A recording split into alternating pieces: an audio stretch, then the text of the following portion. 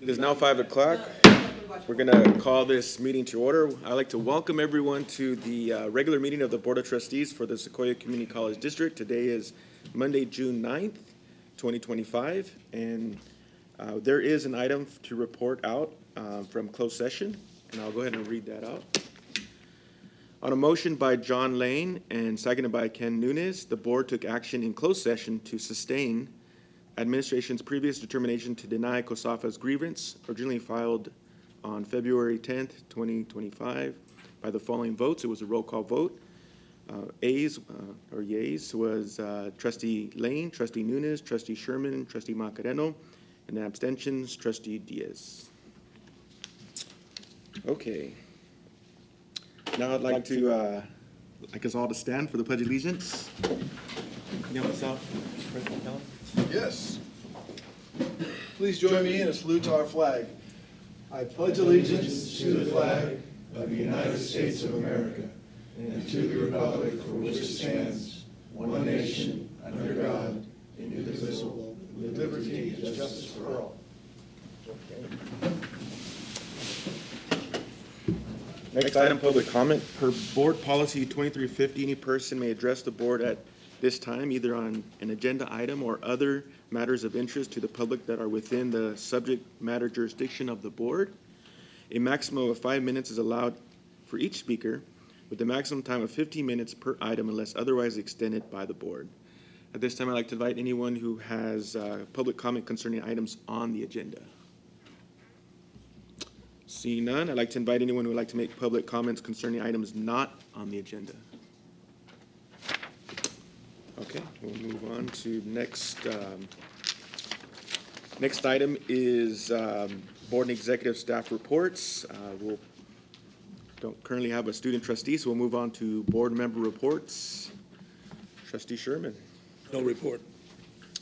Trustee Nunes. Graduation, another event, grand event, I would say. Minnow King Bowl was, I'm sure somebody else will chime in on it as well, but Minnow King Bowl was full to the brim twice, and traffic was heavy. Very. Congratulations to all those students that graduated, and especially those who decided to participate in the ceremony, and a big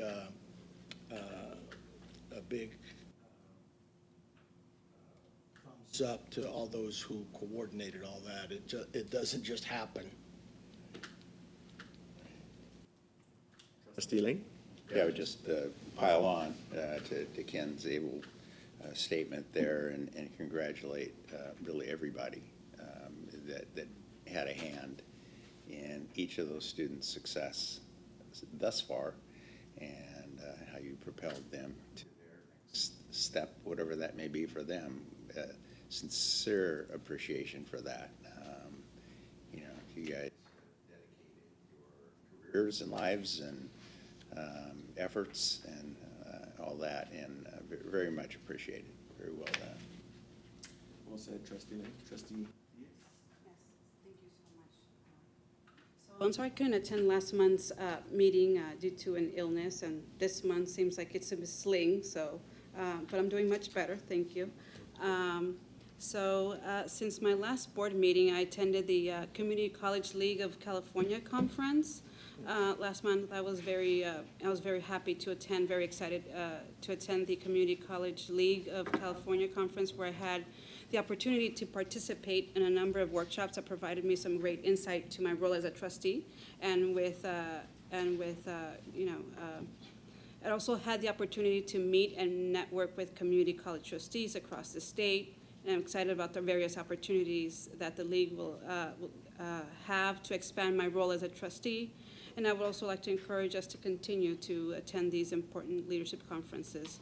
I attended also the COS Latino Graduation Celebration, the Celebrando Nuestro Futuro.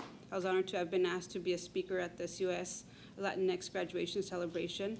And it was great to join our graduates and their families in celebrating their educational goals at COS. It was very emotive, and it was very nice to see all the tables full with their families and, everybody just there celebrating. And so thank you to all that helped organize that amazing event. And as well as, everybody else here, I also was very excited to participate in both of our commencement events and assisted congratulating all of our graduates.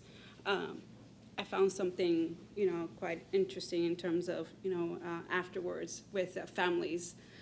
There was a great sense of pride from a lot of the families, but there was also, as a parent, I can, really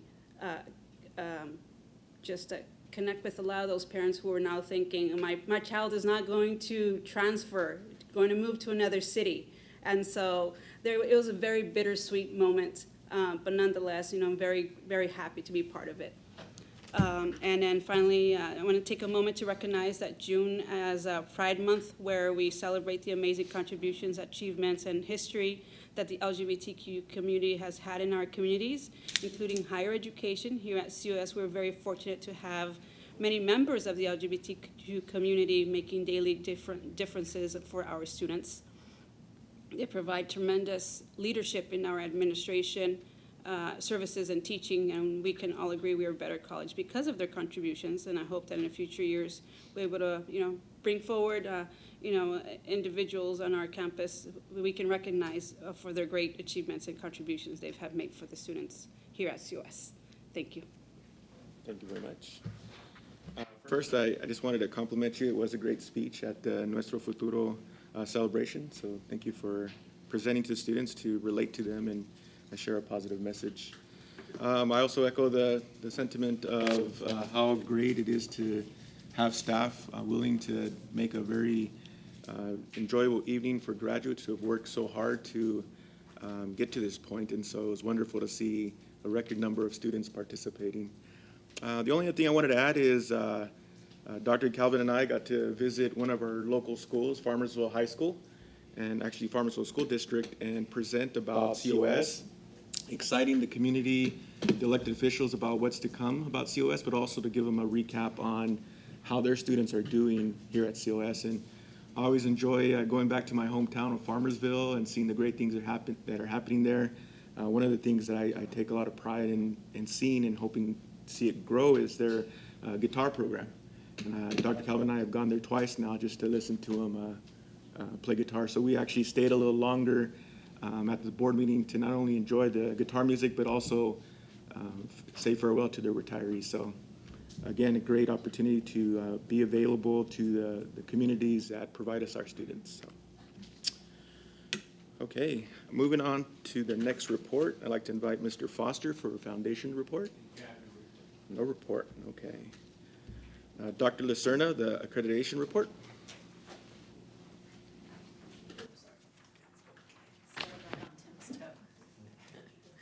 Good evening, everybody.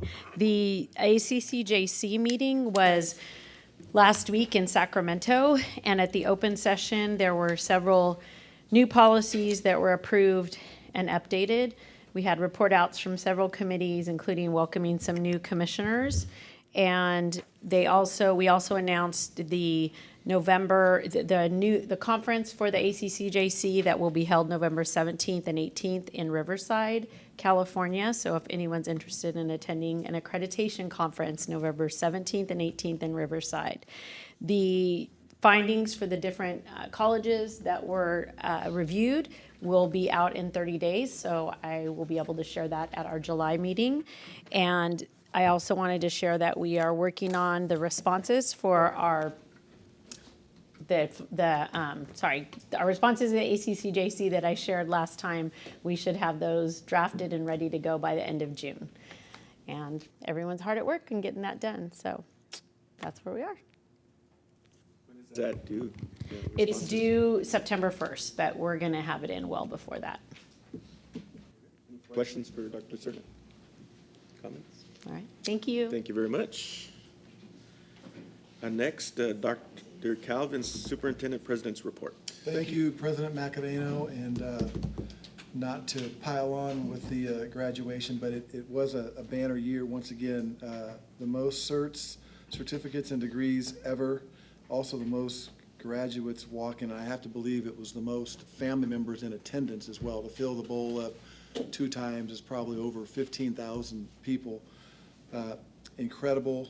I want to just thank Will Hobbs for his leadership in kind of coordinating that whole thing. So many faculty and staff feel like there's more faculty and staff pitching in than there's not pitching in. Just a lot of people, specifically our facilities folks and student services folks, the audiovisual, to pull off all of the screens and sound and all that is quite a feat. So thank you to all of them, and board members, thank you for being there, making it a priority, and really having some fun with it. I know it gets hot. Those robes aren't that comfortable, but it means a lot to our graduates, and just a heck of a lot of fun. Kind of dovetailing in with what Trustee Diaz was speaking of, I think our Futuro event is awesome. One of close to 20 that we do, special program graduation ceremonies. And those, I'm not going to say they're funner than the big graduation ceremonies, because I hope that we don't ever have graduates that only participate in their program and not in the main, but they come close. They're a lot of fun. And I myself, I think, drank about 1.5 gallons of agua fresca that night. The cucumber, I just can't turn it down. People know. They have it ready for me when I get there. Just love it. It's a wonderful, wonderful night. The next night, I think we had Black Grad, and then all of our various programs. We scaled back. Unfortunately, our students themselves said they wanted to scale back our big ESL graduation ceremony in the middle of our quad. The students themselves just didn't feel like it was the year to do that. So we had individual graduation ceremonies at their sites, and Dr. Lacerna and I went to a couple of them, and I know that Dr. Castillo orchestrated a lot of that too. They were fabulous, and frankly, that's normally my favorite program graduation, is the ESL graduation ceremony. And so they've promised me they're going to do everything they can to bring that back on our campus next year, because it really is a special time.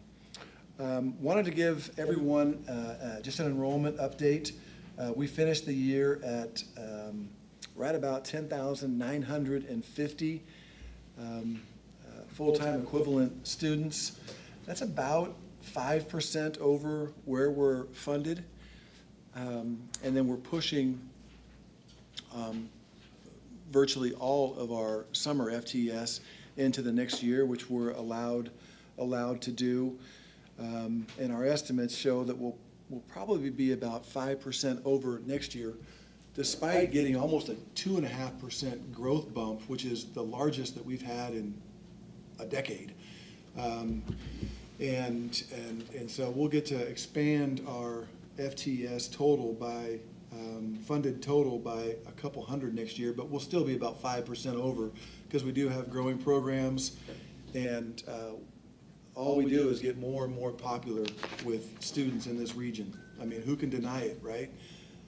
There are a lot of colleges that are struggling right now in other parts of the state. Talking with a colleague last week at a conference, he said that pre-pandemic they were right at 14,000 FTES, and they're hoping with some summer pulling back into this year that they can hit 10,000. That's real. I mean, imagine being 4,000 FTES off your funding total. It's only about $30 million. So we've got a wonderful thing going here, and it takes all of our oars in the water. And I just wanted to compliment everyone on the year that we just completed. And again, we've got a nice start going to the 25-26 year with our summer. Our fall enrollment is up by about 5% over last fall. I mean, at some point, we're going to have to pull back the reins a little bit, but with all the uncertainty out there, it's tough not to provide the education that our students are asking for, even if some of it eventually goes unfunded. And most of that we pay for with overload for full-time faculty and/or part-time faculty. So, we try to be as efficient as possible to generate that FTES. And a lot of colleges would cut it right back to about 0.5% over. That just has never been what we do here. We've tried to meet demand the best we can, and so we'll continue to do that. And then just to dovetail on what President Macareno said, tomorrow night or Wednesday night, I go out for my final report to our local high school boards. This one in particular will be at Exeter High School. Even though it comes at a really, really busy time with 20 graduation ceremonies and the various concerts and so forth we have at the end of the year, I love these presentations to high school boards. I'm not aware of anybody else besides the College of the Sequoias that does this in our system. There may be some, but when it's been presented, people are surprised. They haven't heard of that. But man, what a wonderful time it is to connect with high school boards and give them an update on how their former students, our current students are doing, and allow them to ask questions of us. What are we planning for this? This year we were able to show them all of our renderings for the University Center and the Student Union, and it was just been a great time. So I'll conclude those visits this Wednesday. And then finally, speaking of the University Center and the Student Union, to Trustee Diaz's point, it is a bittersweet time for many, many families because they've got to kind of make a decision. Does my student have to stop out right now and/or commute an hour each way daily to get a four-year degree, or pay rent on another place in those areas? There's some tough choices to be made, which is why I don't think any community college in our entire valley, from West Kern, Taft, on up to San Joaquin Delta, I don't think any of us have more than half of our graduates. People with AA degrees go on and get their bachelor's degree. It really is between 40 and 50% for that very reason, which is why this board chose to invest $12 million for this region, not for us. We won't get any more revenue out of it, let's be clear. But we recognize that as an issue. We got tired of waiting for cities and counties to do something about it. We invested $12 million, partnered with Fresno State, and we think this is going to revolutionize the way higher ed is provided for in Tulare and Kings County. And hopefully at some point, probably not in any of our careers, but at some point, very few families will have to make that difficult decision and feel bittersweet when their student graduates from a community college. They'll have the option to stay right here in town and get their four-year degree and their master's for that matter. So thank you for that. I'll step down off my soapbox and give you the mic back. Thank you, President McAleenan. Thank you, Dr. Calvin. Yes, Ken. Would it be fair and or appropriate to mention something about the hire of the baseball position? Sure. Or is it too early? No, we just announced that. We had a wonderful recruiting season for all of our full-time faculty and staff, for that matter. I think we ended up with 7 full-time faculty members, if I'm not mistaken, maybe 8, 7, I believe. Our baseball coach was the final one. After a very competitive process, we landed on Scott Laird, who has served as our assistant coach to Jody Allen for the last 13 years. He's a former 2-time All-League second baseman for the Giants, and he's worked full-time as an equipment manager here on campus, and then after work would be an assistant coach. And so he beat out 2 sitting head coaches in our community college system. That was 3 really good finalists, and Scott came in and crushed both interviews. I'm told he crushed the first one. I witnessed him crush the second one. And anyway, excited about that hire, and I know our players and alumni were thrilled as well. Thank you.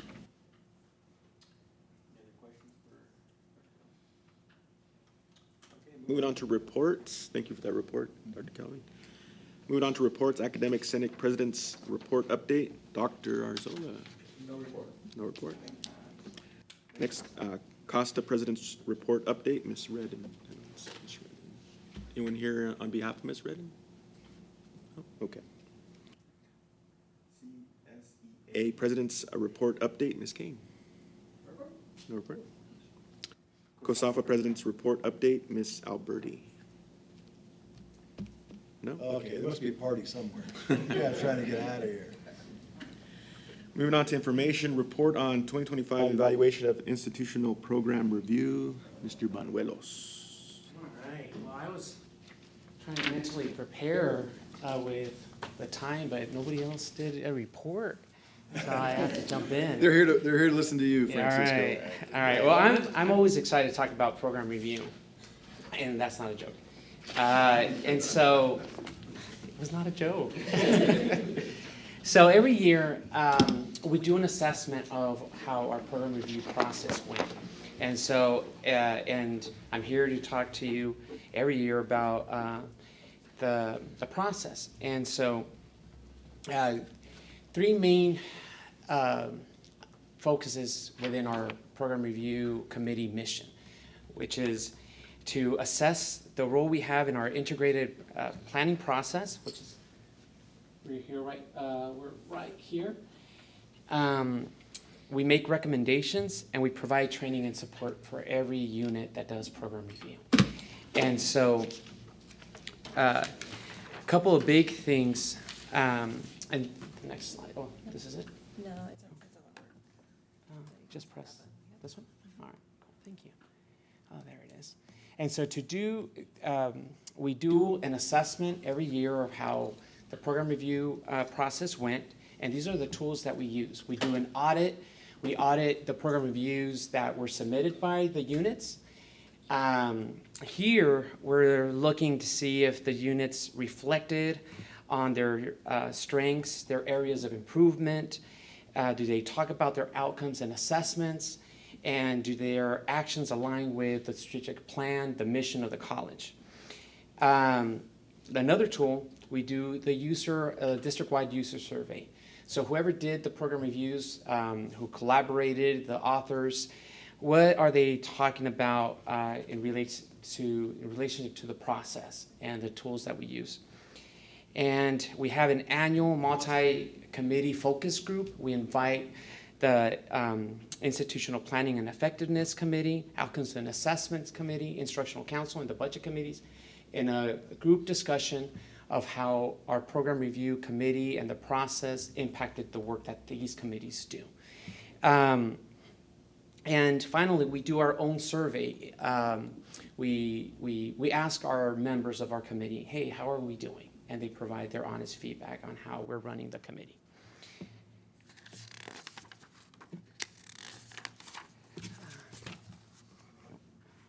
So how was the survey? Are you going to touch on that? Yes, I want to touch, and this is, so we took a couple of some samples, and from the audit, from the program review audits, we're happy to report that since 2020, we've had an average about 95% of the audits use data to support their claims of their strengths, what they see in their strengths, or what they see as their areas of improvement.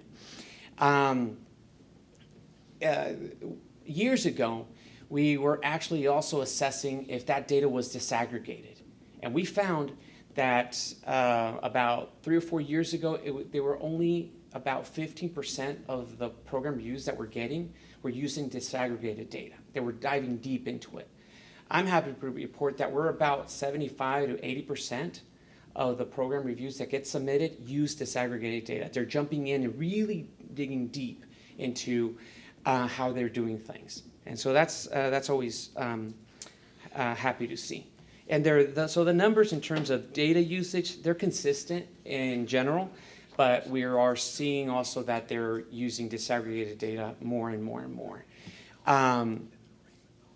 Now, in terms of the district-wide survey, we didn't get as many respondents this year as in previous years. Last year, we had about 125 people responded, actual users that responded to the user survey. This year, we only received 25.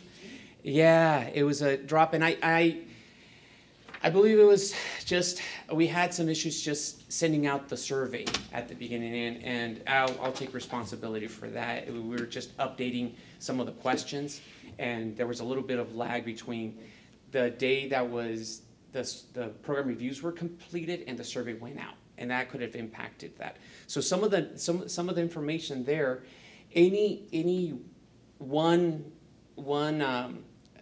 I guess survey of change between answering any one respondent could have influenced the percentage high or low. Like that's why you see that 100% of the respondents did say that the process was easy to do, and you see a drop in the percentage that the program review process benefited their program. And we're still trying to figure that one out, why that is. I think it just has to do that it was probably one or two respondents that responded a certain way, and it influenced. Yeah, smaller. It was small. One respondent influenced the whole. So I'm not 100% happy with the number of responses. So I'm hoping we can change that Part this of it coming just year. could be survey overload, we all. That could have been, yeah. But so my goal is I'm going to be targeting a little bit more the users and the authors, and probably be knocking on some doors. Complete the survey. Let's see the next one. You can bribe people the way that Valley does. I want to, yeah. $100 gift Him and I card. are going to be walking down the aisles, the hallways, and asking for people. But there was two big changes that happened this past fall. One being the procedure. We used to require every unit to do a program review every year, and that changed where now it's every other year with an option to do it annually. And we thought, and there was a lot of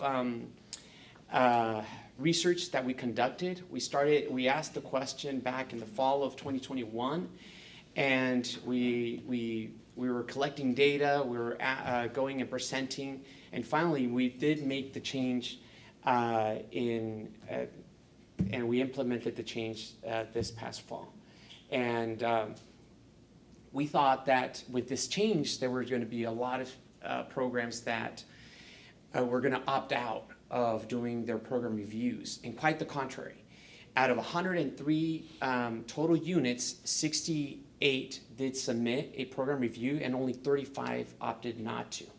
Okay, so that's a 66% of the total number of units completed their program review. So we're happy about that number.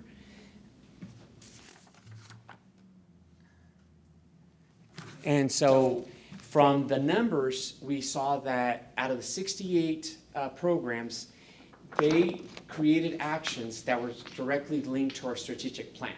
And so that's what we want to see. We're here in institutional program review. We want to make sure that all these dots connect to each other. And so we saw that all these, that 64 units did tie their actions, what they wanted to do for this coming year, they tied it to the strategic plan. And out of those actions, 55% of the program, 55 units submitted resource requests. They were seeking funding for their actions. So it's a pretty good number. The other big change besides not requiring every program review unit to submit an annual program review, it was our migration to a new software platform. This is the new system. We used to use a program called Track That. And I want to publicly thank Dr. Sarah Harris for her leadership in first gathering up a task force to start looking at different software that's within the community college system of what others use to do program reviews and outcomes assessment and all of these trackings. She brought in a task force, myself included, and really was leading these meetings. And we researched, we met with many software companies, and we ended up staying with the same developers that developed TrackThat, but they had a new product called Tentative Improve.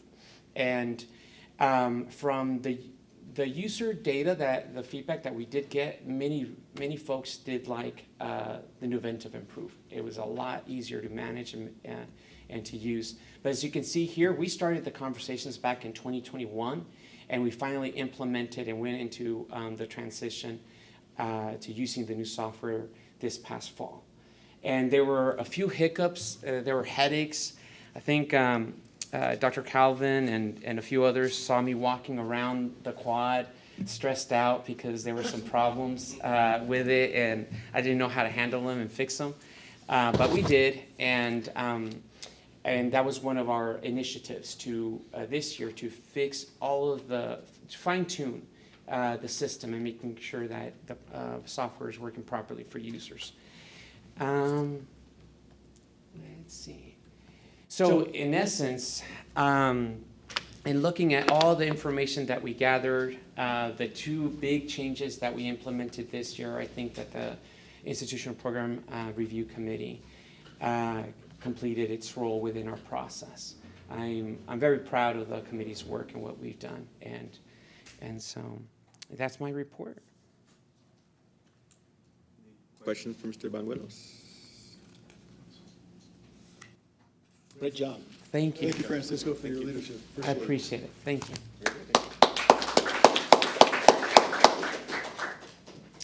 Next item is a report on the board's self-evaluation.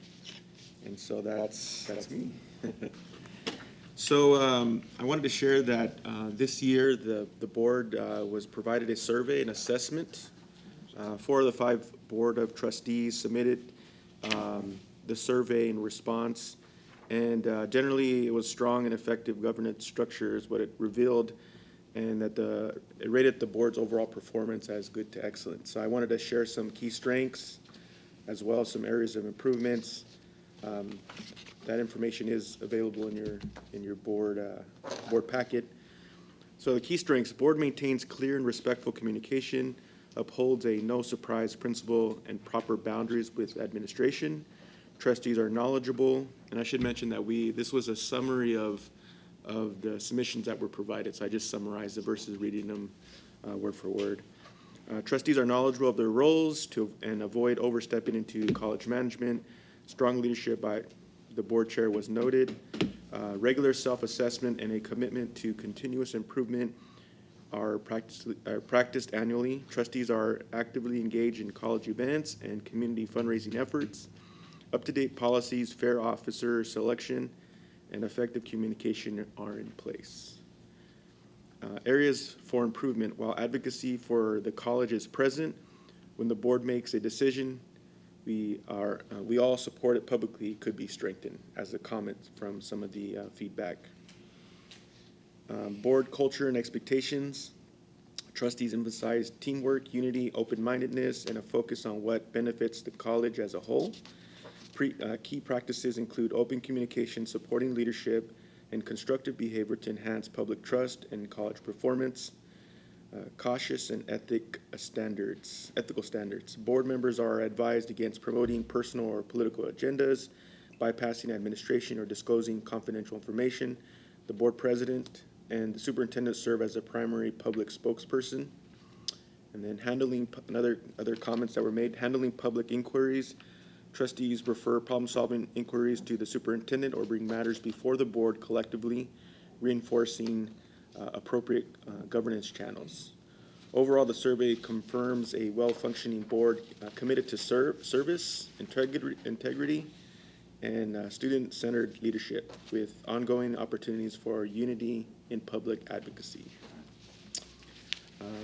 With that, I also wanted to share the board's priorities for the 2025-26 school year, which are continue to focus efforts on student enrollment, success, and basic needs while removing barriers to access. Track progress and the implementation of the new Cal GETSI to ensure alignment with the COS Master Plan for 2035, and Strategic Plan 2025 to 2028.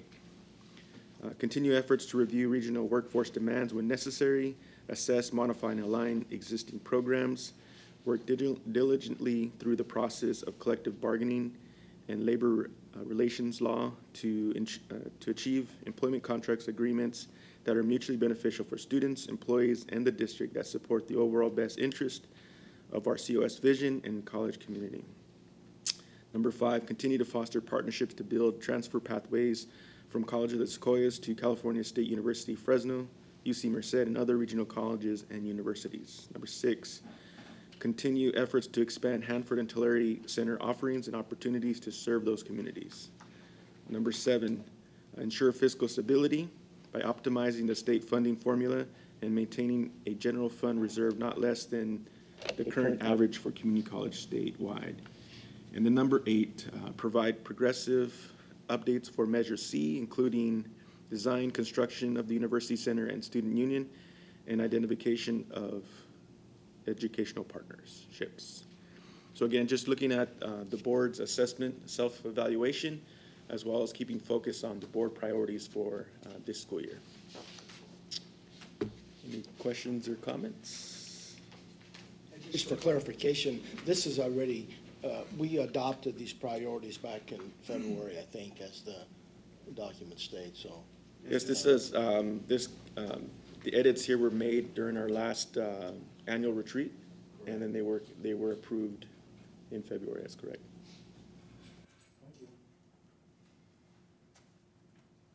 Nothing else, we'll move on to the next item.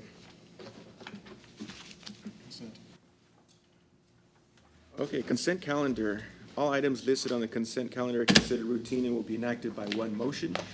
An item may be removed from the consent calendar at the request of any member of the Board of Trustees or any person in the audience and considered as a separate agenda item. Minutes of the previous meeting, personnel report, payment of bills, working budget approval, renewal of legal services for the district, MOU between Employment Connection System Partners and the Workforce Investment Board of Tulare County, and the Tulare County Office of Education authorized signers. I would like to ask that agenda item number 5 and number 7 hold for questions. 5 and 7? Yes, please. Okay. Any other items? If not, I'll entertain a motion for items 3, 4, 6, 8, and 9. So move. Second. Motion by trustee Sherman, seconded by trustee Lane. All in favor say aye. Aye. Aye. Okay. Item 5, payment of bills. Trustee Diaz. Yes, my questions are, so I'd like to thank you for totaling this section of the financials. Wanted to see where the, if we have a line item for services such as childcare services that we provide for students. I understand that also that there are one or two vendors we use to provide the service. And I'm also interested in knowing the monthly cost for those services. That's for agenda item number 5. Or the district vendor payment section, I'm sorry. So under district vendor payments, and then moving down to, which number was that, trustee Diaz? Number 5? She's not saying a specific one. She wants to know the vendors that we use and the amount that we spend per month on those vendors. Oh, okay, I would say, not the item number, but the number under district vendor payments, is there? I don't think there is one on there, is there? Let me see. So I know we approved their contract recently. We'll have to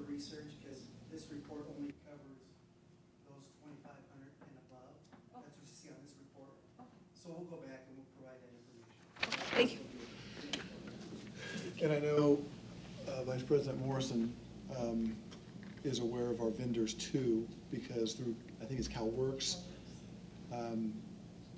we do have at least one, maybe multiple vendors for childcare.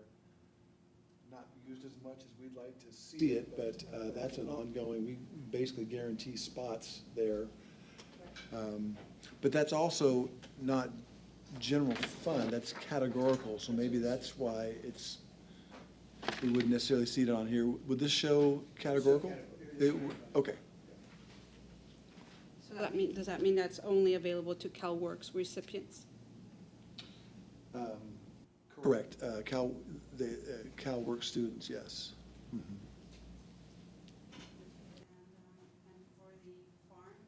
We have to, do you want to approve number 5 first before we move on to numbers? Oh, I'm sorry. It's still under number sorry. 5, yeah. You said farm. Yeah. So for the farm vendor payments section, I was curious to understand why some of the reimbursements to staff for the use of like the Cal card was so high. I believe some of them are around $5,000. And what are some of the typical charges placed on the card? Is there like a problem with cash flow or getting timely payments for services? No, Cal cards are being, towards the end of the fiscal year, when folks have amount in their budget, so they have June 30th to spend their money, so the last quarter of the fiscal year, everybody's spending on their Cal cards. Okay. So instead of doing a purchase order, they need stuff right away, so it's their Cal card charge. So normally, we always increase everybody's Cal card limit. Usually they have a 5,000, Provost, I think, are 10, so we have set limits for each staff level.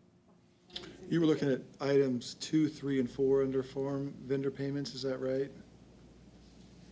Where it says reimburse COS, R. McKeith, April 2025 Cal card, that would be like one of them? Those Cal cards, yes. Yeah, yeah, so where it says reimburse, that is a bit misleading, maybe. It's basically just paying off the COS Cal card that's in that individual's name. Okay. Several of those are faculty members that may be buying farm-related items that they need for, I mean, like one of those individuals runs our equestrian program. Another one runs our nursery. Another one is in charge of our meats judging and animal science program. It could also be some kind of a travel-related expense, either a conference for themselves. If they were approved to go to a conference, they would put it on a Cal card and then get reimbursed, or not. They wouldn't get reimbursed. The card would be paid. Yeah. So there's not a reimburse issue. There's not a cash flow issue. It would be the COS paying off the Cal card that's in their name. So we may want to take a look at the reimbursed piece. That's a little confusing. For clarification, it's actually the farm paying the district. Oh, So that's okay. what it is. The farm is actually paying the district, because the district's already paid this liability. Okay. So the farm is reimbursing the district for that expense. So that's what that. That's why it says reimburse. Yes. Reimburse COS for the items on those individuals' cards. That makes sense. Thank you. Thank you so much. Good questions. Entertain a motion for item number 5, payment of bills. Second. Is a motion by trustee Diaz, seconded by trustee Nunes. All in favor, say aye. Aye. Aye. Item 7, renewal of legal services for the district. Trustee Diaz. So for that one, I do have a section 3, number 3 of the contract. So what are some of the examples of standard legal representation versus the listed specialized legal services? And how much more are the rates for the specialized legal services? What are the most common types of legal services we use? You're looking at under terms and conditions, Roman numeral 3A1 in that list. Yes. Generally, your senior partner will have oversight over a particular issue, and then it'll be assigned to a senior associate or an associate to prepare the analysis and/or the investigation. We've had a number of investigations, frankly, brought on by, to be honest, primarily employee versus employee drama, for lack of a better word. And so some of the lighter stuff, our own HR forces will do the investigation on that, and these haven't been as light, and so in that situation, if we hire AALRR to do the work, or we have a couple other attorneys we work with as well, it's initially assigned to a senior partner. Most of the investigative work and report is done by a senior associate or an associate, reviewed by a senior partner, and then billed accordingly. Would it make sense to find a law firm that provides those specialized legal services at a lower rate? Or is this the lowest rate that we can find? You know, I don't know that. Depending on how much use we get out of those specialized services? Yeah, we're certainly rate conscious. Okay. But when you compare this to a $140 million budget, I don't know if you want to be cutting corners with your attorney. There are 3 or 4 attorney firms in the state that do primarily community college work. AALRR is one of them. Lozano Smith is another, which you approved that agreement last month, board members. And I don't know that there's an industry more complex or nuanced than public education. And so rate shopping is just not something that we've done a lot of. Obviously, we want to be good stewards with the resources we're given, and part of that means getting really good representation so we don't have huge judgments go against us for what amounts to $25 an hour difference. We want as good as we can find to represent us, people that have experienced this and understand the laws and keep up with it. The network that Lozano Smith and AALRR have is extensive, and so when there's a change that's made in Sacramento with the federal government, their attorneys get a bulletin that day. If you've got a person holding a shingle out, they're not necessarily as up on the law as some of these professional firms are. So we're cognizant of the rates, and I appreciate the question, but I do think we don't want to also be penny smart and dollar dumb, and that's the point here. We want the very best and just try to keep the rates in check. But thank you for verifying that. It's important that we keep an eye on the costs as well. Questions or comments on item 7? If not, I'll entertain a motion to approve the renewal of the legal services for the district. I'll make a motion to approve the renewal of legal services. Motion by trustee Diaz, Second. seconded by trustee Main. All in favor, say aye. Aye. Hi, got choked up there. Got a little emotional, huh? Professional services and, That's for the attorneys. tear up a little bit there. Next, action items, inviting Mr. Perez to item number 10, approval of transfer of 2024-2025 unrestricted general funds, resolution number 2025-02. Great, thank you. Good evening, Board. A correction to this item, well, before I say that, number 10 and 11 is the first phase of closing out this fiscal year, 24-25. So remember, our fiscal year ends June 30th, so number 10 and number 11 will be the first phase of us starting to close out. On number 10, though, I made a little boo-boo there where it says issue purchase of real property along Mooney Boulevard in the new training and resource center site. It's actually the Training Resource Center. You got it. I was That's why Katie's here. Katie's here. To get on you about Katie's that. right there too. So it's supposed to be Training Resource Center. So on the last sentence under issue, Zagara probably saw that, huh? and then when you go down to the approval part there, again. Oh, did you Training Center, but Training Resource Center. My bad. But anyways, so number 10 is the recommendation to move $5 million from the unrestricted general fund. And this is something you, the board, approved already in September of last year when we did the final adopted budget. The reason I bring it to you now, the last month of the fiscal year, is the state had a deficit. In February, we found out our deficit was 7%.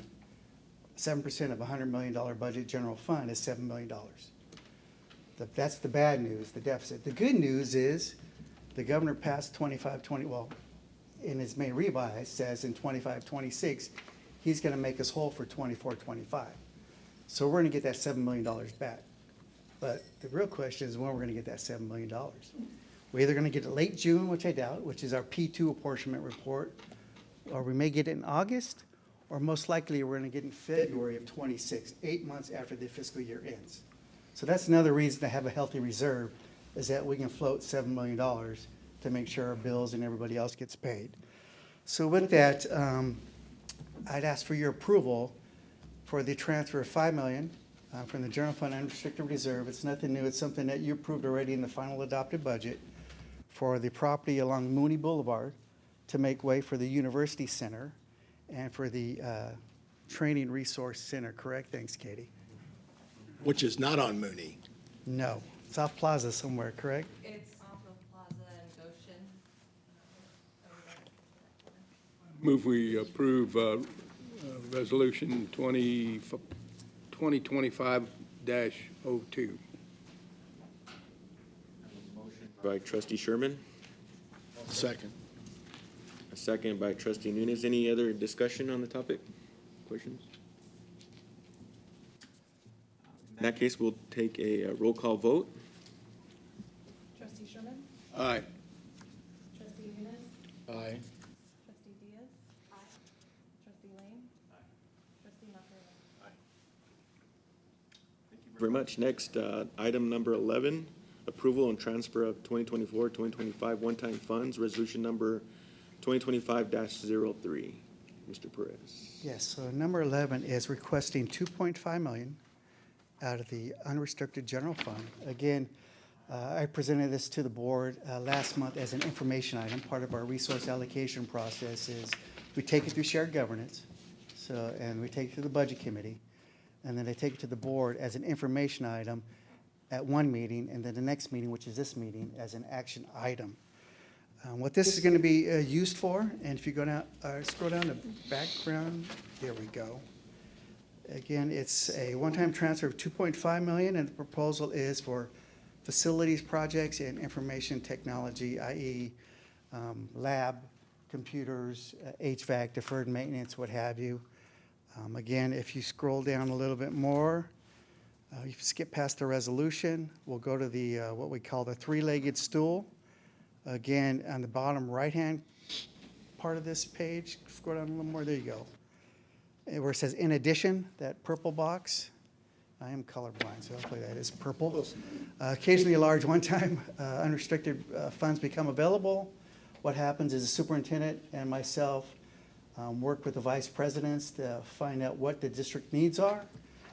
We prepare a report. Again, we take it through the budget committee, our district shared governance, through senior management, and to the board as info and action. Today's action.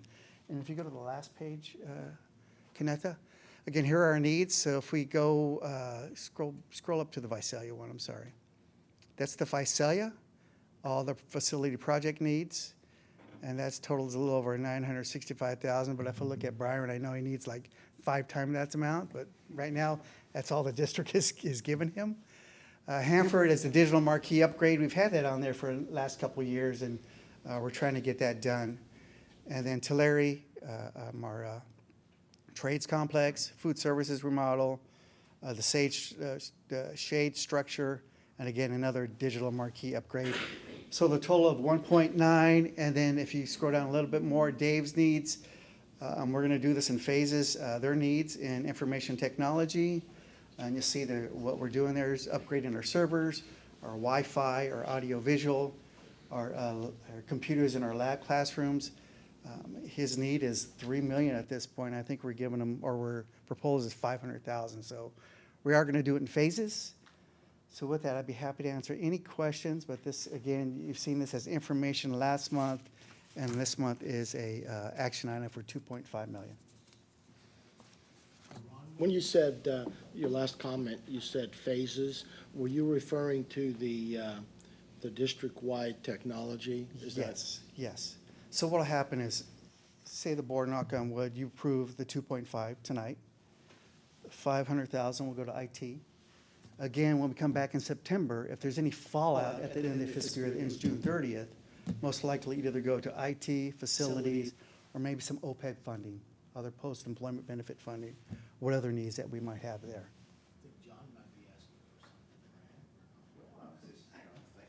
We'll be back next year. I think if you ask any provost, either at Hanford or Tulare, they do have needs, and Michelle, yeah, there are always needs there. Hanford's standing tall. The what? Hanford is standing tall right now. Yes, that's right. It's standing tall.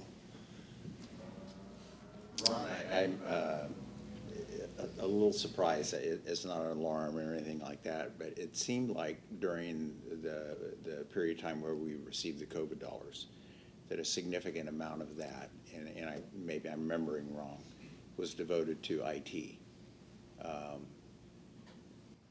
To replace the servers this soon after that, and maybe that was just a schedule thing. I was just curious about what's driven So a that. lot of it went to laptops, iPads, our computer loan laptops for our students. A lot went to the high-tech classrooms, the podiums, when we had to go to online. But then again, infrastructure through servers is a very expensive thing. Wi-Fi That's our was a big one. servers. I don't know. HVAC, maybe. I don't know. HVAC for sure. Yeah, the servers we HVAC didn't was use a COVID biggie. money, I'm sorry, yeah. We didn't. I don't think we touched our servers with COVID money. It was all HVAC and then computers to give to students, as well as the high-tech classrooms that our instructors could post from. So servers, this is kind of an ongoing maintenance thing on the servers. And just also to refresh the board, remember, I think 3 years ago or 4 years ago, we had $9 million in scheduled maintenance that the state gave us. 1 month left in the fiscal year, what they do, they pulled $5 million from the $9 million. Luckily, we didn't spend all of our $9 million. Then the next year it went to 200,000. Next year, 20,000. The last 2 years is zero. So what is that doing to the districts?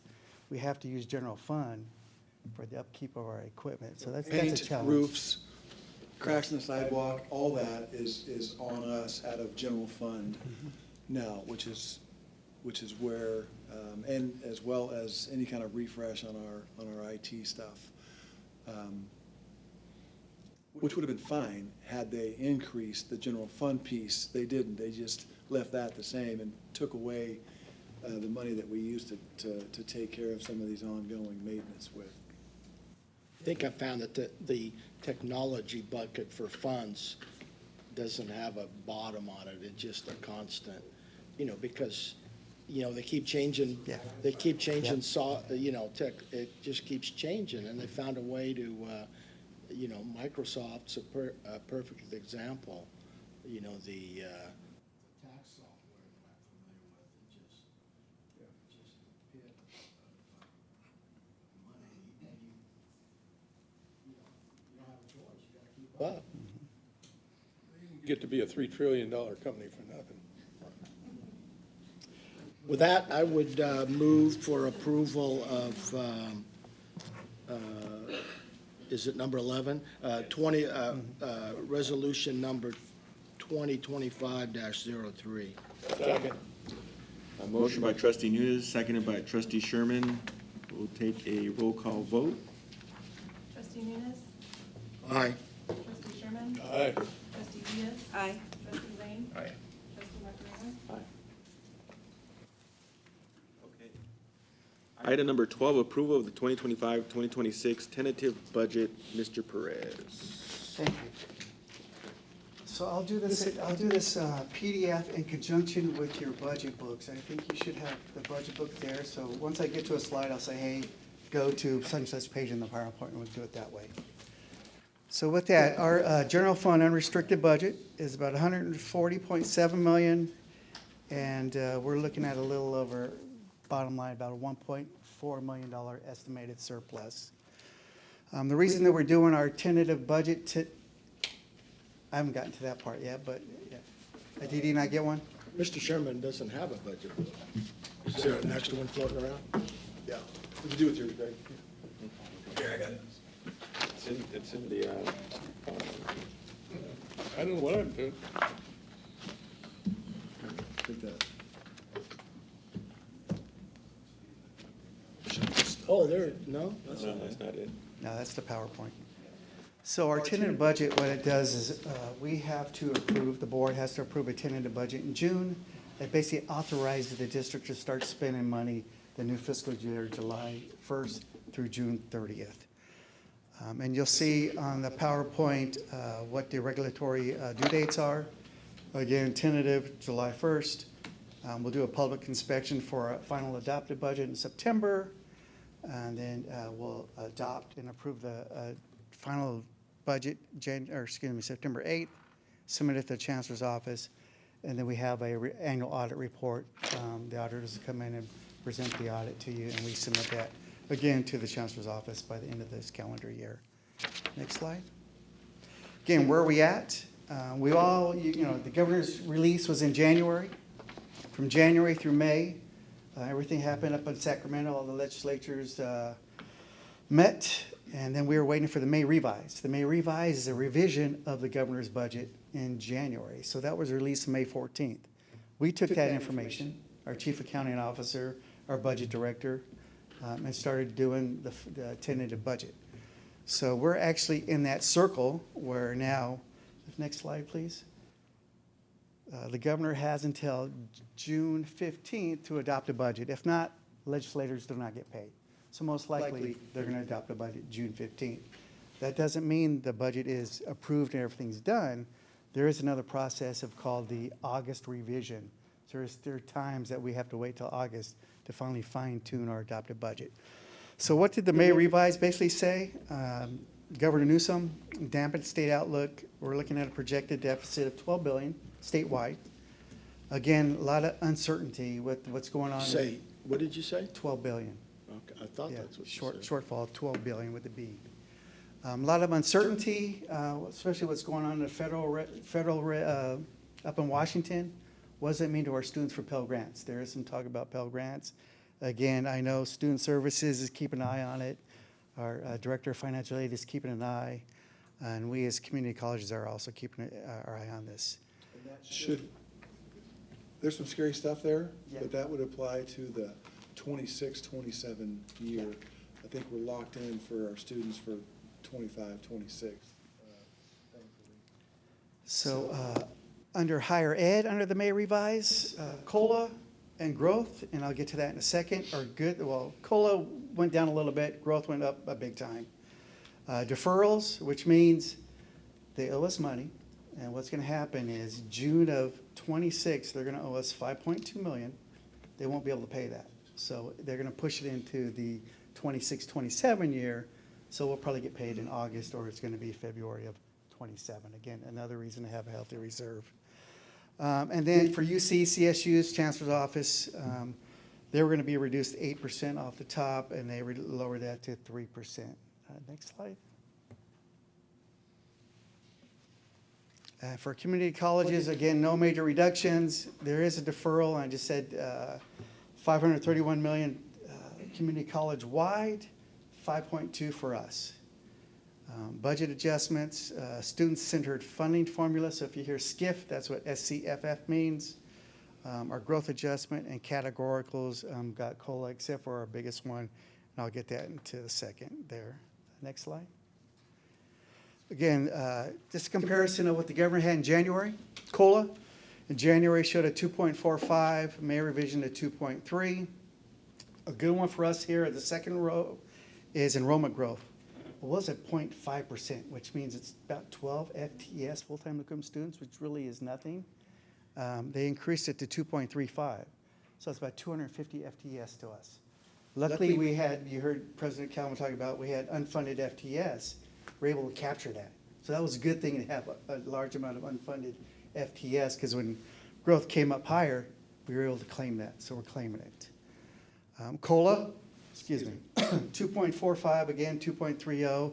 And the biggest one that doesn't get COLA, and we've been striving to get it COLA, is Student Equity and Achievement, the SEA grant. A lot of folks are paid out of that grant. Again, it's hard at the state level. Once they take COLA away from a program, it's hard to get it back, but we've been advocating to get the COLA back there. And the last one, you heard about deferred maintenance, energy projects, instructional and computer equipment. They pretty much just eliminated that. Remember, it was 9 million at one point. Now it's 0. Now it's forcing community colleges to use your general fund unrestricted reserve or unrestricted dollars for that. Next slide. So what is page 6 of your budget book? Excuse me. So if you see that busy chart there, that's what our budget director does, and it's our calculation of our apportionment revenue. But I just sum total it for you here. Again, remember, student center funding formula, we are funded off 3 buckets. We call it access, equity, and success. The first bucket is 70% base allocation. We get a base allocation of being a medium college, 10,000 over 10,000 FTS and above, between 10 and 20 FTS, 20,000 FTS. 2 educational centers that are both over 1,000 FTS. And then we're funded off our 3-year average of our FTS, which is credit FTS. So again, that's 70% or $73 million. The second bucket is supplemental or 20%, and that's $20 million. It's the clientele of our students. Are they Pell Grant recipients? Are they getting a California Promise Grant, the old BOG waiver? AB 540 students, and it's all prior year. That's not a 3-year running average, it's prior year. And then the last bucket is our success bucket. 10% of the funding formula and a $13.2 million, and that goes into a lot of data there. Associate egregious transfers, AAs or ASs, credit certs, transfers to 4-year degrees. Did they take their transfer level math and English in their first year? Again, it's an average of 3 years. Again, 13.2. So if you add all 3 of those, if you look on the top where it says general fund tentative budget of 106.4 million, we throw a deficit factor of about 1%. This year it's 7%, but we want to throw something in there just to condition our budget for knowing that we're not going to get 100% of that road when we need it. So our revised tentative SCIF budget is 105.3 million there. Now it's on page 6. Next slide. What are our assumptions? Again, first one is exercise fiscal restraint. Be very cautious when we're doing our budget. You see the deficit up there, but that is going away, so that's good news. Just the timing of when we're going to get that 7.3 million back. We're hoping it's the June P2 or August. Worst case scenario will be February 26. You heard President Calvin talk about other community colleges and are getting back to their FTS pre-pandemic level. That's what we call the fiscal cliff. So a lot of these community colleges, they're hurting right now. So the question is, what is the state going to do to make those colleges whole? They can't have them go under. So are they going to fund them one more year as hold harmless? And what does that mean if they do? What does it mean to all of us that are above that FTS level? Southern California wildfires, the fires down below, you know, all the community colleges that were impacted by that, they're not getting property tax revenue from the residents, so the state has to come up with that. I think it was a little over 800 million that they're getting. So what does that mean as a system-wide? Again, we don't know until the August revise. And then again, federal level, you heard President Calvin talk about, we're good this year, we just don't know what it's going to look like next year there. Next slide.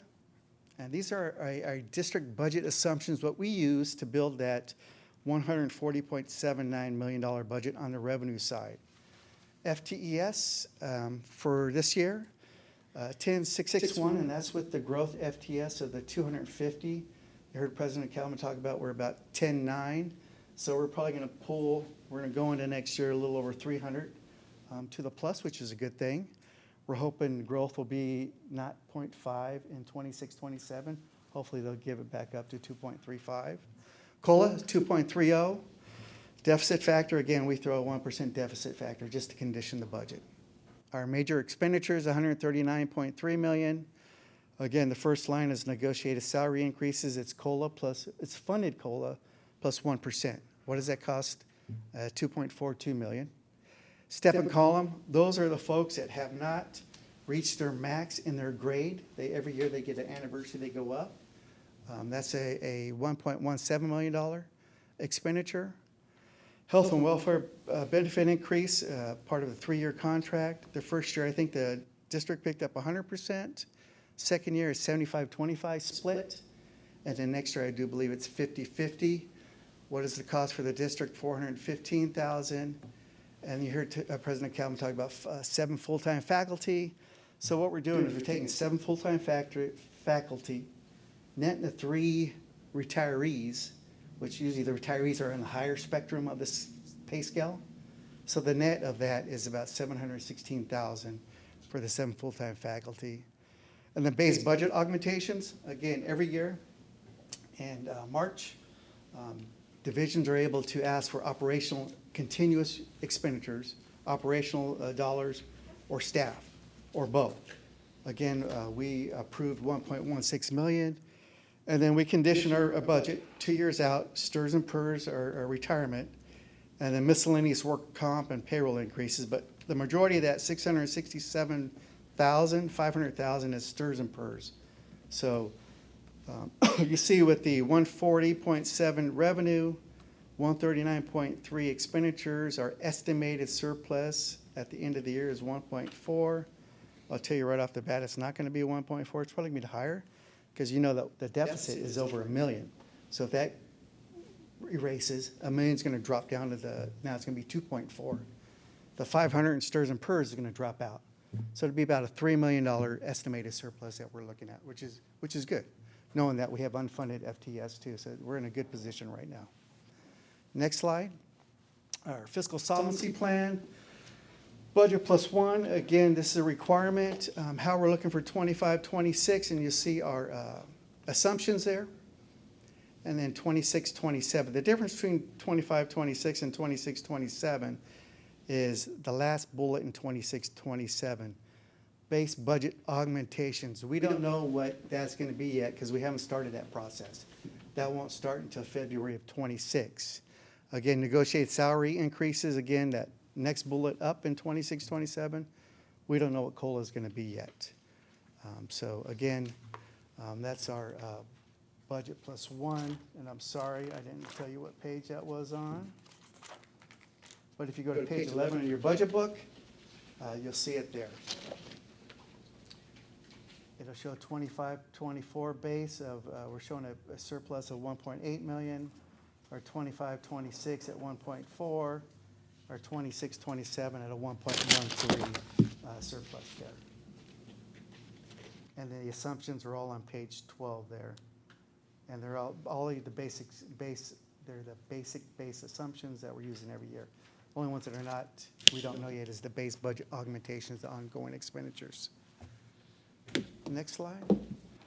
Again, page 11, current year, scroll, here we go. We're looking at 1.8 this year again. It may be higher.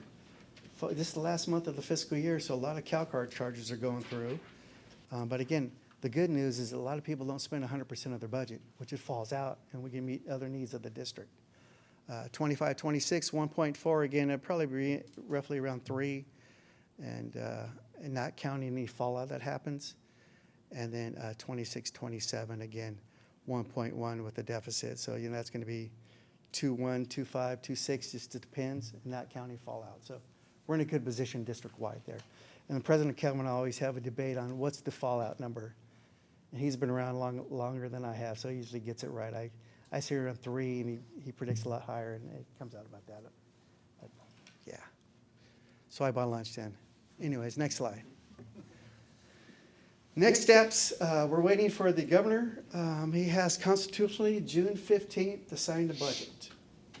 From there, They'll do an August revise, which means, okay, he signs the budget, everybody's good to go, and then he has one more opportunity to either nix or add more to the budget. Usually it's nixing, it's not adding more. So again, we'll wait for that August revise. We'll take that information and we'll do the final adopt for September.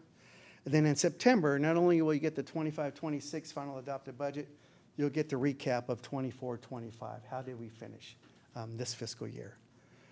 And then lastly, in February 26, we'll get the final true-up of our fiscal year, again, 8 months after the fiscal year ends, on really what our number was, and see how close we were to that number.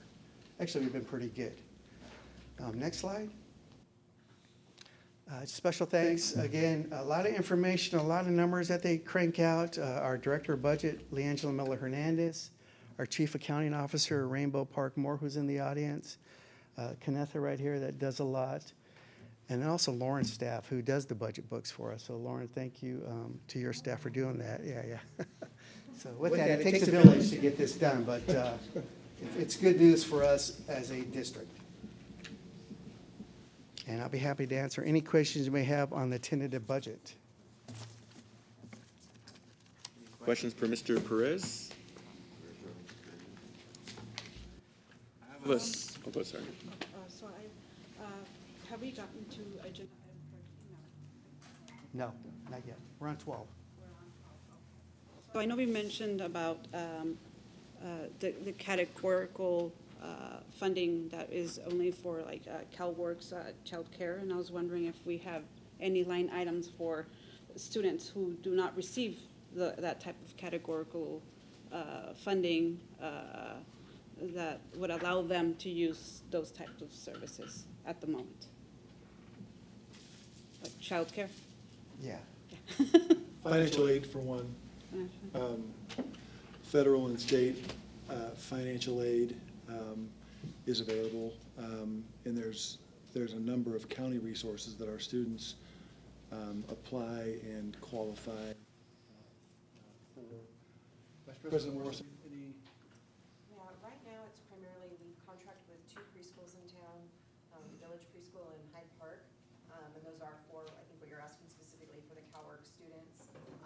Programs like EOPS and then our Giant Island Place, they've got the authority with their funds. If a student came and said, I'm in a bind and I need childcare and I haven't quite met the county services or I don't need the county services, that they can do that for. And then, and I'm not sure if this is quite what you're asking, but we have a county social worker that's in the market 3 days a week. So for students that don't qualify for CalWorks, we have them meet with, her name is Ileana, and she gets them connected with county services. But as far as a general line item fund that I'm aware of, we do not.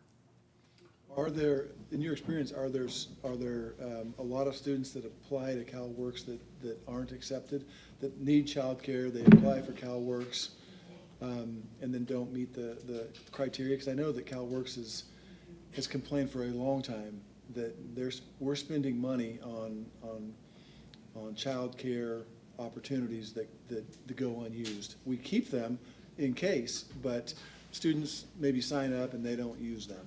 Yeah, it's hard to say, but our CalWorks funds from the state come in 3 different categories. One is to keep the staff going, one is for childcare, and then one is for work study.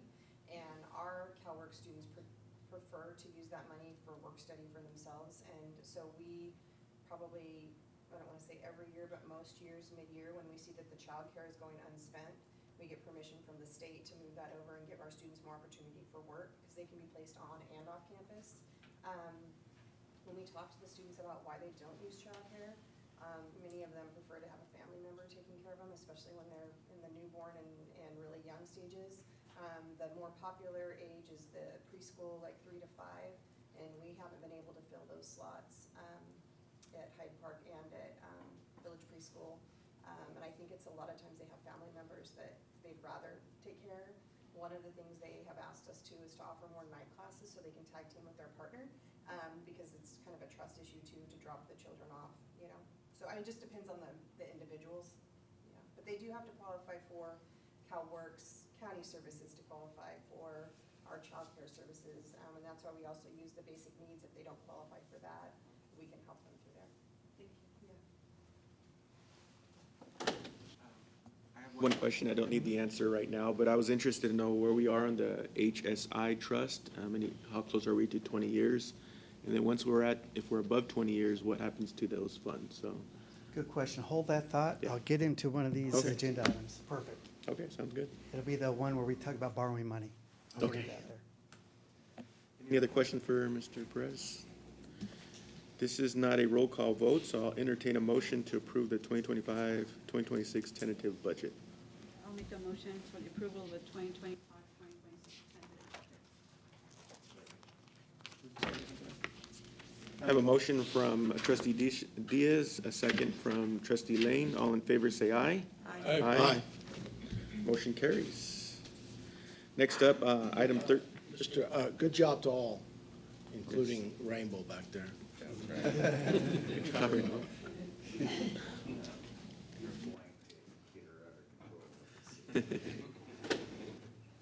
Moving on to item 13, education protection account requirements for 2025-2026 fiscal year.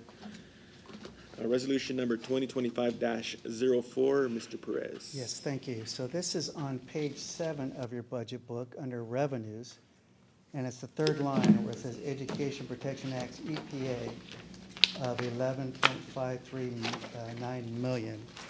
Again, this goes back to November of 2012, where the state approved this. And what it is, it's monies deposited in the EPA that help out the apportionment dollars or funding formula, but it cannot be used for any kind of administrative salaries.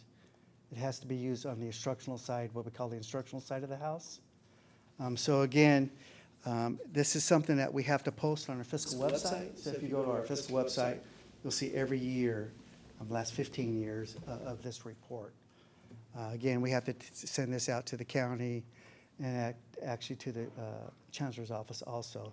So if you go to the last page of this, so bottom line, as we're scrolling down, you'll see the resolution.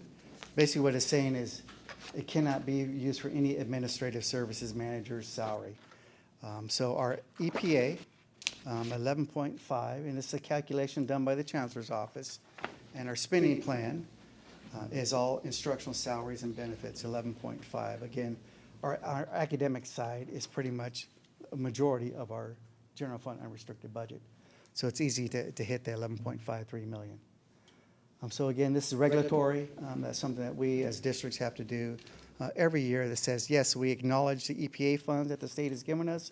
We also acknowledge it. We're not using it for administrative salaries. We're using it for instructional salaries and benefits there. And I'd be happy to answer any questions on that.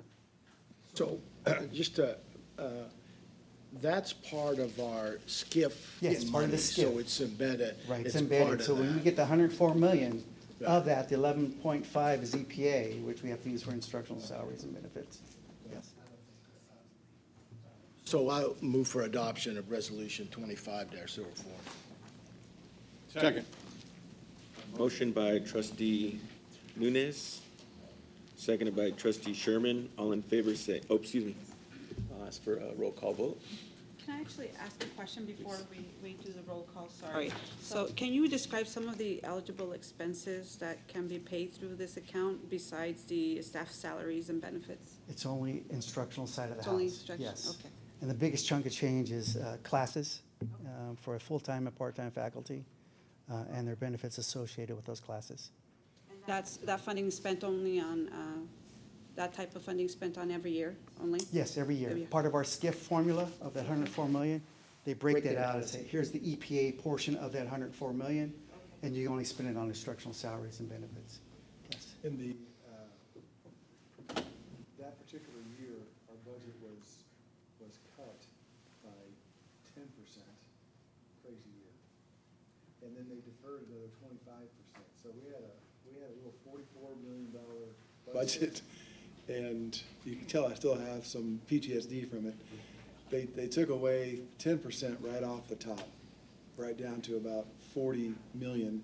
And then they took 10% of that, 25% of that, $10 million, 25% of the remaining, they pushed a whole year into the following fiscal year. And they said, okay, you had 44, you gotta make do with 30 this year, but we're gonna give 10 million back eventually, a year from now. And it was just crazy. Well, that year came around, they were still in pretty rough shape. That was the 11-12 year. So in the 12-13 year, they went to the voters and they said, we need a bailout. And as they were putting it together, in order to get statewide teachers associations, the unions on board, they needed to say it was going to be set aside exclusively for teacher salary and benefits and classroom expenses. And so that was 13 years ago, and it's still in effect here today, but that's the genesis of it. Any other questions, comments? We have a motion from Trustee Nunes, a second by Trustee Sherman. We'll do a roll call vote. Trustee Nunes? Aye. Trustee Sherman? Aye. Trustee Diaz? Aye. Trustee Lane? Aye. Trustee Macareno? Aye. Thank you very much. Next, item 14, Interfund District Loan, Resolution 2025-05. Again, another requirement every fiscal year, and this, I'm going to get to your question there, President Macareno, is this resolution is to basically say is if the district ever gets in a cash bind, there are funds that the district can borrow from to meet our financial obligations. And if you turn to page 15 of your budget book, it gives you those funds that we can actually borrow from and pay back. In my short tenure here, 6 years at COS, we had never had that problem. We do have a healthy reserve, so we stick to that healthy reserve. We used to have that problem. Only time we might have a problem is if we have deficits that don't get paid back or deferrals that they never pay back. We'll start dipping into our reserves. But again, on page 15, you'll see these internal funds that we can borrow from. Faculty bank leave, farm special fund, our district special reserve, Linwood Reserve, then the Hispanic Servant Institute fund that you mentioned, President Macareno, a little over $1 million. Then if you go to page, let me give you a little definition of what the HSI is. I know President Calvin knows off the top of his head, but if you go to page 19, it gives you a synopsis, overview of what the HSI trust fund was or is. In 2000, 2001, HI grant obtained by COS. We had to put matching funds in. After 20 years, those funds can be used for any purpose. Question was, when do those 20 years end? 20 years ended in 23, 24. So actually, this year, 24, 25, the district can use that $1 million for the needs that the district sees fit for the HSI. We leave it there until maybe the board, superintendent, president talks about it, but what are the needs for of that? But again, it's unrestricted, we could use it. Was it kind of initially set for MESA or math and sciences? I'm not sure. The grant itself, I believe, was for MESA, and I think another, Yes, you say yes. I think another science grant as well. Jesse, you were a faculty member, do you recall? Is that the SAO grant with Decho? Well, there were Yeah, several, it was. but yeah, that was one of them. And any kind of, we were able to use the money that they gave us in order to fund the matching for funds like Paseo or grants like Paseo and so forth. We could take it out now and spend it on automobiles if we wanted to, but we've chosen not to, just to leave it in there in case there's some large need down the road. But we have there's no strings that we have now. It was just a requirement at the time to get the initial funding. Yeah, but I believe half of the interest every year was given to MESA, is that correct? Mesa, yes. And that still happens. That still happens. That's on page 16, but yes. Okay, thank you. I have no other questions. Pending a vote on this. Yes. There is a roll call vote after we entertain a motion in a second. Unless there's any other questions. On 05, Yes. I move we approve resolution 2025-05. Motion by trustee Sherman, seconded by trustee Diaz. All in favor, say, oh, sorry. Roll call vote, please. Trustee Sherman? Aye. Trustee Diaz? Aye. Trustee Lane? Aye. Trustee Nunes? Aye. Trustee Macaroni? Ron, kind of a general question on, you refer to page 15 of the budget book. One of the reserves on there is the Linwood Reserve. Should consideration be given to closing that? We and can maybe close that out anytime we want to. It's only 48,000. We can always close that out, bring it down to bottom line to the reserve, or we can always talk about it. Transfer it to the, that was kind of That was the the farm, farm, right? the farm related. Would it be a possibility to transfer to the farm reserve, to the general? I'm pretty sure Luann would say yes, but I don't see it. Anyway, I'm just, We'll bring it up. Do we We'll have talk a about it. building, don't we have a building fund or a purchase property fund or something? Capital projects, the special reserve. Because when we'd sell a piece of property, it had to go in a special account. You could only do with that money was to buy other property with it. I don't know if that's a law, but that was our practice, yes, is not to spend one-time funds on ongoing expenses or something like that. Okay, item 15, approval and transfer of 2025-2026 unrestricted general funds, resolution number 2025-06. Mr. Perez. Thank you. My last item on page 16 of your budget book. Again, these are the transfers, similar to what you just approved for 24-25. The timing is off, though. I'm doing it at the beginning of this fiscal year instead of waiting until the end of the fiscal year. Main reason is Byron and Dave need money to start doing stuff in the summer to be ready for the fall semester. So that's the main reason for the transfer of $5 million under our unrestricted, or general fund unrestricted budget to capital projects. Again, the recommended action, is for capital project needs, deferred maintenance, information technology, instructional equipment. Again, it's every year now that we're not getting that $9 million, it's coming out of the general fund unrestricted. So this is something you're probably gonna see every year, that it's gonna be earmarked for these things here.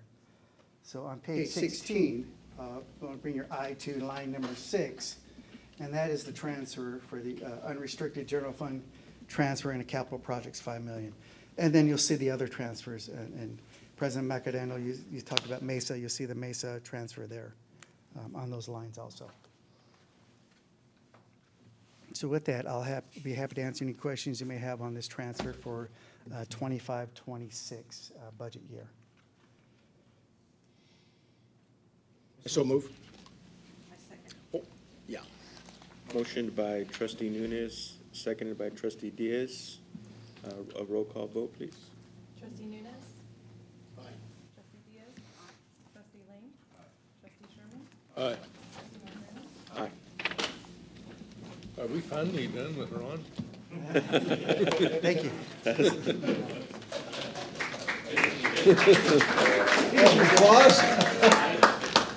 We'll see if Brad gets some applause. Please don't go. Okay, moving on to item 16, approval of appointments of educational and classified administrators, resolution number 2025-07. Mr. Brett. I have the next couple of items, and just sort of a general statement before I begin into item number 16 is, at COS we have about 55 managers. And if you're a manager at COS, you can be employed in one of two ways. You can get employed via a multi-year employment agreement, and that's reserved typically for our superintendent as well as our vice presidents. The other way you can be employed at COS is referred to as a one-year appointment, and that's where the majority of our managers are employed from. And we have about 50 of those managers who have essentially a one-year job security appointment here at COS. And that brings me to item number 16. And every year I come to the board about this time, and I asked the board to formally approve a resolution appointing about 50 managers who are not VPs or our president to a one-year appointment. And that's what I'm here to ask tonight, that the board formally adopt Resolution 2025-07, appointing the 50-plus managers to a one-year appointment. Question, what is the reasoning why these appointments are approved, or these appointments are only for 1 year? And, 'cause I believe the code allows for up to 4 years, no? Yes, if you're employed anything above 1 year, more than 1 year, it's an actual separate employment agreement. Okay. Yeah, everyone else just kind of falls into just a general resolution appointing you to 1 year. And the main difference is that if you want to non-renew a manager who's serving a 1-year appointment, you have to give a March 15th notice. If you want to non-renew a vice president or president, you've got to give a notice by December of their 6 months before their appointment ends or the contract ends. But other than that, for the most part, they're the same. Any more questions for Mr. Black? No, I move we approve Resolution 2025-07. Second. Seconded by trustee Lane. I'll do a roll call vote. Trustee Sherman? Aye. Trustee Lane? Aye. Trustee Diaz? Aye. Trustee Nunes? Aye. Aye. Thank you very much. And again, just an all-star cast. Yes, I agree. It's just so awesome to look down these names and go, yep. Yeah. Lots and lots of talent there. Really, really good people. Thank you, trustee Lane, for acknowledging that. I agree. Moving on to item 17, approval of an employment agreement of interim dean of technology, Mr. Bratch. This is sort of a hybrid of what I just got through saying, that we'd like to hire Dave Richard on a 1-year employment contract. And the goal is that sometime next year, we will actually do a full recruitment for a permanent Dean of Technology Services. But between now and then, we would like to have a interim person in that position. And Dave Richard is very well qualified. He's been working here at COS a number of years. And at this time, I'd ask the board to formally approve his 1-year employment contract, naming him as the interim Dean of Technology Services. How long has he been at the interim? He is, for 1 year, he's been an interim. I think it's been a little less than a year, if I'm not mistaken, Dave. Well, it was last year we approved an Yeah, interim. so 1 more year. The law allows you to have Up to 2. 2 interim, up to 2. Okay. I so moved. For the approval of employment agreement between the district and the interim dean of technology. Second. Motion by trustee Diaz, seconded by trustee Sherman. All in favor, say aye. Aye. Aye. All opposed, say nay. Motion carries. There we go, Dave. One more year. Item 18, approval of employment agreement between the district and the assistant superintendent, vice presidents of student services and administrative services, Mr. Bratch. Okay. Typically, we have the approval in front of the board for 3 vice presidents, but this year's a little bit different, and we're only bringing in 2. Congratulations, Jennifer. So the employment contracts before the board tonight are for our assistant superintendent / vice president of student services, Jessica Morrison, as well as our assistant superintendent / VP of administrative services, Ron Ballesteros Perez. I'd ask the board to formally approve on separate. I combined them into one agenda item. I probably should separate it into 2, so I would ask that the board formally approve both of their employment agreements, but on separate occasions. You want two different motions? Yeah, Okay. in case you don't approve one of them. How long have they been here? Just kidding. Just kidding. I'll let them answer how long they've been here. It's a joke. I'll make a motion for the approval of the employment agreement between district and the Assistant Superintendent Vice President of Student Services, Jessica Morrison. Second. We have a motion by trustee Diaz, seconded by trustee Lane. All in favor say aye. Aye. Aye. Aye. Motion carries. Welcome. Jessica. Let's see if Ron gets a motion. Okay. Okay, Ron. At this time, I would be happy to move for approval of the employment agreement with, for VP of Administrative Services, Mr. Ballesteros Perez. Second that. a motion by trustee Nunes, a second by trustee Diaz. All in favor say aye. Aye. Aye. Aye. Motion carries. That was in spite of the error on item 10. Yeah, despite.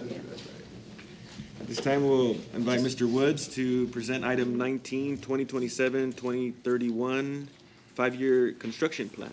Good evening. So in front of you is the proposed 2027 to 2031 five-year construction plan. This is submitted to the State Chancellor's Office annually, so it's due on the 1st of July every year. It's submitted through Fusion, and as you'll notice, we're looking at the dates starting 2027. So that is the proposed funding year that we're being considered for our projects. No sooner than 27. So we're always planning 2 years in advance. Let's go ahead and skip to the last page, please. All right, so I've tried to simplify this as much as possible. Like I said, I'll be fine-tuning this in Fusion. Fusion is our online database for space inventory for all of our facilities, our project planning. So every school district, every community college district will use the same platform to input all the data associated with their project proposals. The five-year plan only consists of large-scale projects, so you'll see we have a number of improvement projects going on, but we just focus on just the large-scale projects. The first three you see on there are all associated with Measure C and Visalia. So the promenade, which is going to be the first initial phase of the Measure C improvements, all the site work, utilities, infrastructure, that's currently out to bid. So in July, hopefully the numbers come in as expected on June 26th of this month, hoping to bring it to you in July for consideration of approval to award. Construction, we're looking at September through February on the Promenade project. University Center would be the next phase, so that's construction of the actual University Center building, adjacent site work. Yeah, Ken, you have a question? Ron, what, hasn't that already been done? We started some demolition internally. Okay. Yeah, so we did some initial demolition on our dime, on the district, well, not the district's dime, but without going formal bid, if you recall that. So we got a jump start on some of Isn't the it. street done too on Tulare? No, I thought I drove by there the other day and it looked like, no. Oh, we put a driveway in. Is that what you're wondering? Yeah. Yeah, we cut in a driveway on our own just to get a jump start on some of these things. The driveway needed to be constructed before we shut down Shady and Meadow, because that's going to be one of the only primary entrances into Lot 7 after we close both of those streets. So a lot of sequencing and coordination going on. But yeah, a lot of activity taking place prior to the formal bid of the Promenade project itself. Including the demolition of the Cedar building too. You'll notice that we're already disconnecting utilities on that. The Cedar building will be demolished in July, actually next month. So. The old automotive. Correct, yeah. On the south side there, just north of Lot 7, the automotive building. Right behind the cafeteria, yeah. So project number 2 would be the University Center. So we're looking at a two-story, roughly a two-story, 50,000 square foot building, all the site work around that. And you'll see some ballpark cost estimates. That is currently at DSA, under review by DSA, but we are on schedule. In fact, we just got our first round of comments from DSA, I think 2 weeks ago. So we're on schedule to be out to bid in the fall. This is really exciting. The next 8 months or so, we're going to have all the answers. We'll know the cost of everything finally. Estimated construction start date, right there, is March 26th, and it's about a 2-month project. So I've got a rough end date of summer 2028, opening up that building. Byron, when you Yes. come back in July to share the good news about our bid opening for the promenade, can you also do the PowerPoint presentation that you did for our Yeah. management retreat? I think our board members would love seeing the University Center and Student Union together, just the renderings, what they have planned. It's pretty dang impressive. Yeah, it's exciting. And Now, the- at what point, when we start using Measure C money, does the college get reimbursed for the money that we fronted on? Oh, we're already spending the Measure C money. Oh, we are, have we been reimbursed? Yep, we already reimbursed Oh, ourselves. okay. Yep, we're clearly on Measure C. We just couldn't that. reimburse ourselves for anything, any of that land acquisition pre-November 22. That was on our dime. And then, frankly, the buildings that we bought on Mooney, Foster's, and that whole row, well, not the whole row, but the last couple they've been post-November 22. We could reimburse ourselves for that land, and it's currently not our plan to, which is why I've said that the district has invested $12 million, and it's included that last piece. But by law, we could reimburse ourselves. Our bond language allows for the acquisition of land needed for the University Center Student Union. It's just something we're trying to avoid. Yeah, I was just referring to the money we fronted to do plans and Correct. all of that. That's all I was referring to. Sure. And so project number 3 would be the Student Union. So that's following a couple months behind, or a few months behind, the start of the University Center.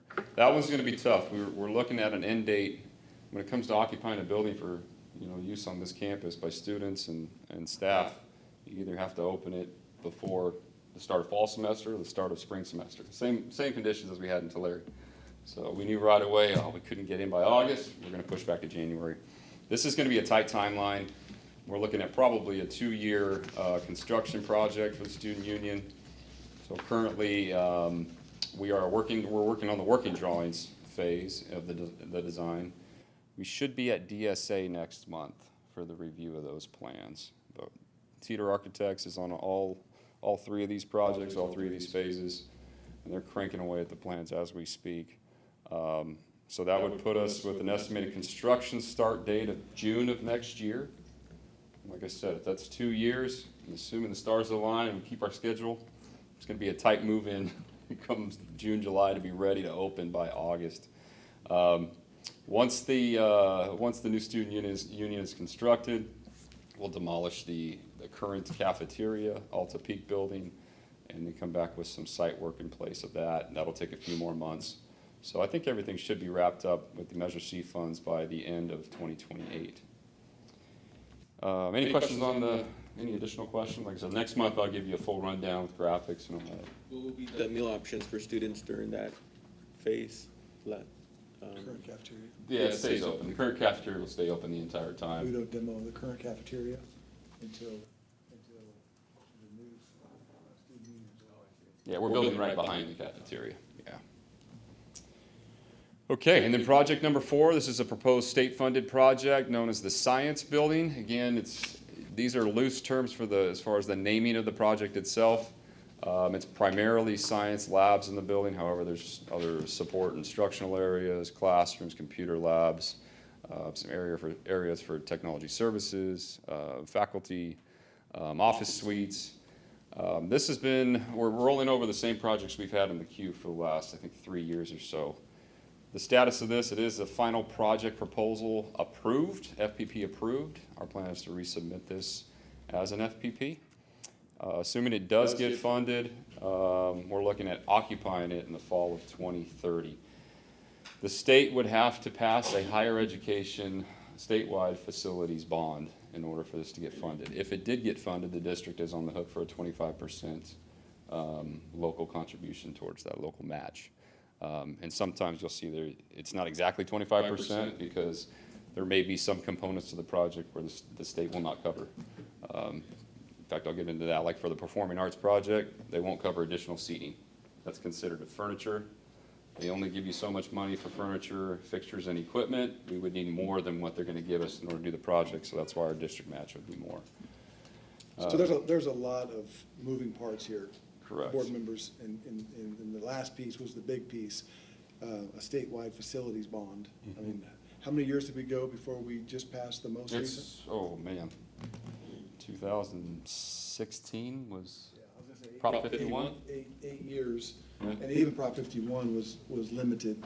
And so there'll be a lot of discussion about this, because you see the game's kind of changed here. That 25% match kind of ups the ante.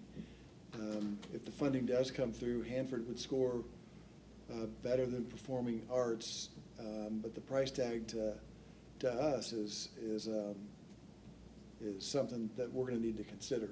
And we'll have a plan for funding our match when we bring it to you. And to clarify, Hanford wouldn't necessarily score better. It's a different type of project. It's a growth project, whereas you're expanding your campus facilities. Whereas compared to the Performing Arts project here, that would be a modernization of existing facilities. So it's a completely different funding category that we would be competing for state dollars for. Would you say we're more likely, though, to qualify Under a growth project. Yeah. Okay. Yeah, correct. And then project number 5, Performing Arts Modernization. So this would be demolishing the Ponderosa building, as well as all of Sawtooth except for the primary stage and theater space where all the raised seating's at, the assembly area. And then coming back with just one large 2-story building. So that last year, that was an IPP approved, so an initial project proposal was approved. We will submit it as a final project proposal for funding consideration this year. That occupancy date's actually a year behind the science building, so it would get funded a year later. And you're looking at the cost there, and as I mentioned, it would have a little bit higher district cost because of the non-supported FF&E component. So I'll be putting this together before the July 1 date, so I'm seeking, I think, approval tonight for the consideration to approve the submission. Questions, yeah? Byron, a silly question maybe, but what does the state use internally for them when you file it? What, are they trying to project out what all the needs are of all 100+ districts, or exactly what is? There's, as you'll read in the first page of the agenda item, there's some metrics that they go by. One of them is the score. Another one is the capacity load ratios, which is your need for growth for additional space on your campus. And then the district match, so the local funding contribution. And these other districts that have more, say, local bond dollars, like even LA and San Diego, they can put more money down beyond that 25%, boost their score, and make it a more, I guess, appealing project for the state. The Chancellor's office has confirmed that they do their best to try to fund one project per district. So that's what they try to do, assuming that you have a competitive project in the queue. So with both of ours, they would pick one of them, whatever one is more suitable, whether it's a growth or a modernization project. Any other questions for Mr. Woods? I move to approve the 2027-2031 5-year construction plan. Second. Motion by trustee Diaz, seconded by trustee Sherman. Any other comments, trustee Nunes? No? Sorry, I was going to second, but Okay. President Sherman beat me to it. All in favor, say aye. Aye. Aye. All opposed, say nay. Motion carries. Thank you. Thank you very much. Last item, number 20, board policy first read. Dr. Calvin. Thank you, President Macareno. It's a fairly simple one tonight. It's mandatory first day attendance, something that we've had in place for years. And we've always acknowledged that Costa has a wait list process. And up until now, we haven't also acknowledged that our part-time faculty union have something in their agreement about it as well. So we've tagged CASAFA Master Agreement Section 4.9 into the references there. Happy to answer any questions or ask for a motion. Just to move it to the second reading, right? So moved. By trustee Sherman, seconded by trustee Diaz. All in favor, say aye. Aye. Aye. Motion carries. And before we adjourn, I'd like to pass the mic to Dr. Calvin to say a few words, closing remarks. I don't know about closing remarks. There's several people I want to just acknowledge. I hadn't planned on acknowledging Dr. Lacerna's move, but since John made it so doggone awkward a little while ago.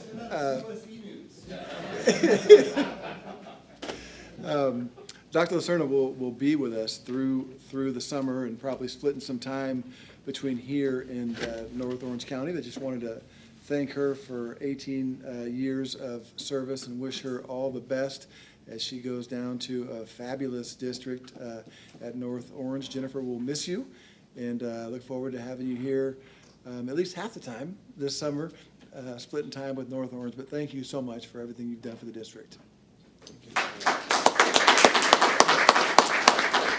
Also want to acknowledge Kennetha here. This was her first board meeting ever, and I think she crushed it. She's filling in for Megan and just doing a great job. Thank you, Kennetha.